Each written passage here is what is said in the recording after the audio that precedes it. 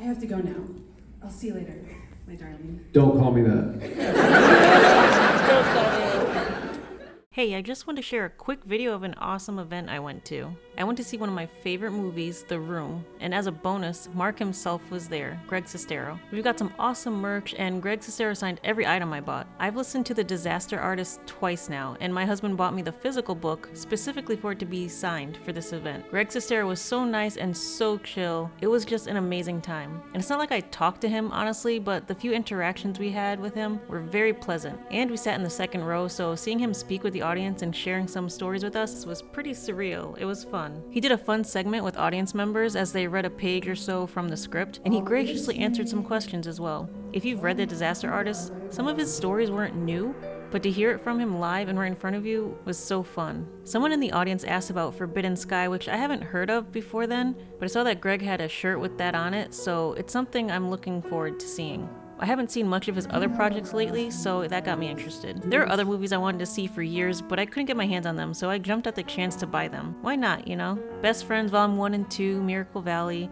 I got that on VHS and The Room VHS. And I ended up spending way too much money, but let's not talk about it.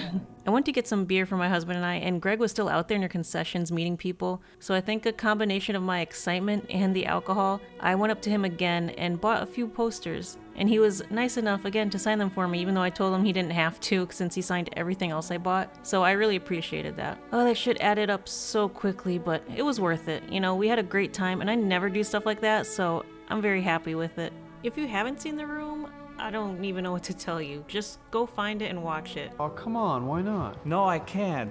Anyway, how is your sex life? And go in blind, maybe that's for the best. You don't even need to know what it's about. There were some people there that never seen The Room before. They should really be interviewed because what an experience for them. It's not a movie for everyone, but if you appreciate the type of movie it is, then you'd enjoy it. There's always something to talk about with that movie. And if I ever get a chance to see Tommy Wiseau at an event, I'm definitely going. On the Room website, there's tons of locations apparently for his Love is Blind tour or something, but there's no dates, so I'm gonna try to keep an eye on that. Has anyone watching this ever been to like the Room event or something with Tommy Wiseau or Greg Sistero? To have them both there would have been pretty awesome. That's really all I have for this video. I just wanted to pop up and just share a quick video about a fun little event I did. I was very excited about it. I know I don't upload consistently or anything, but I have kind of disappeared for a while, so I'll just give a little update of just about the channel and my plan or non-plans moving forward. As you could probably tell by my voice, I'm kind of indecisive about it at the moment. I had a unexpected horrible thing happen, so I had to go see family and deal with all that. So everything was kind of on a long pause for me. And then, of course, when I came back, I now have 2 jobs. So having the time to do all this and work 2 jobs, it's been kind of rough. Having that motivation to do it and follow through with it has been very hard to keep up with. And adding on to that, my recording situation has changed since moving. Right now, I'd say the best thing to do would be check out my letterbox, follow me. I'm more active on that. I have ratings and reviews on there that I haven't talked about or did a video on, of course, and probably won't. So I'm not gonna do a video on every single thing I've watched. I mean, I don't have the time to do that, but or there's things there's not really much to say, and you can just put it in a little paragraph or something. So I would say that would be a good go-to for now, at least, just something more active. But I would just suggest, if you have a letterbox or something, just maybe follow me on that, or however that works. It's easier for me to write a little quick review, or even just starring something that I've seen recently, or even going back to things I've seen in using Letterboxd.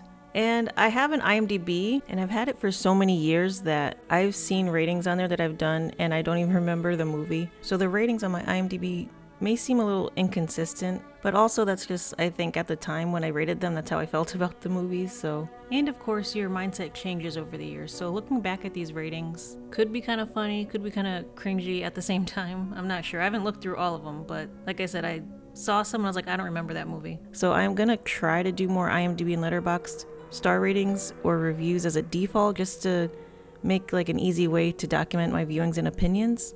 So I feel like that could be a more active thing for any of you, if you're interested, to just keep an eye on.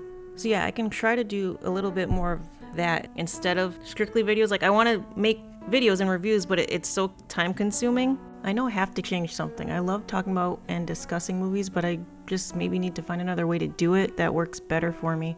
At least for now, even if it's just a temporary change. I spend so much time on editing and I think I need to work on that, but I have such a specific vision of how I want things to look. And even if I can't achieve that because of my limited editing skills, I still try to get close. But with copyright and all that crap, it makes it more tedious. And I still have to cut things out. And it ends up not the way I want it to anyway. And that's my update, or rant or bitching, whatever you want to call it.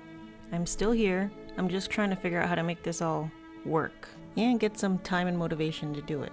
So thank you for watching, thank you for listening, and I'll be here. Not always, not all the time, but I'm here. And I don't want to give timelines or promise anything, because last time I tried that didn't work out very well. So I'd rather just do things at the pace that I can do them right now and then go from there. Thank you all, stick around, and I'll see you for the next one.